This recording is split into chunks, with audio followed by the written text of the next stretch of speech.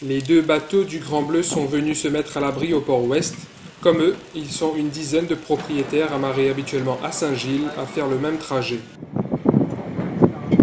Par exemple, lui, son bateau, il est amarré au tout début du port de Saint-Gilles au Près niveau du de la chénal, jetée. d'accord. Voilà.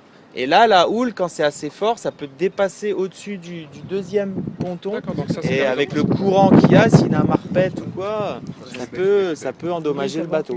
C'est surtout ces gens-là qui sont au bout du port de Saint-Gilles qu'on pense qu'il n'est pas assez sécurisé par rapport à un cyclone ou une forte houle. Même pas besoin d'un cyclone. Quand il y a des avis de très forte houle, lui, à partir de 8 mètres, les gens préfèrent, qui sont amarrés sur ce ponton-là, préfèrent amener leur bateau au port de la Pointe des Galets. Le long des pontons ce mercredi matin, nombreux sont ceux qui sont venus solidifier les voûtes de leur bateau ou de celui d'un ami.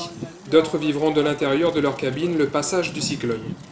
J'habite à bord de mon voilier, je suis le seul d'ailleurs à habiter ici sur ce ponton. Je surveille les bateaux des voisins, j'ai tous leurs numéros de téléphone s'il y a quelque chose.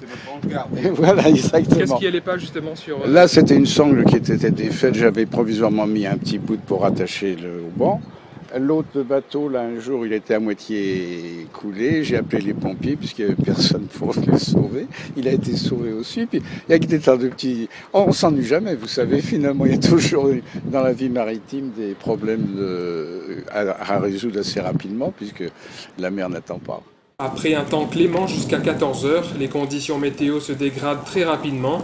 Les plaisanciers devraient être plus nombreux cet après-midi à venir consolider leur embarcation.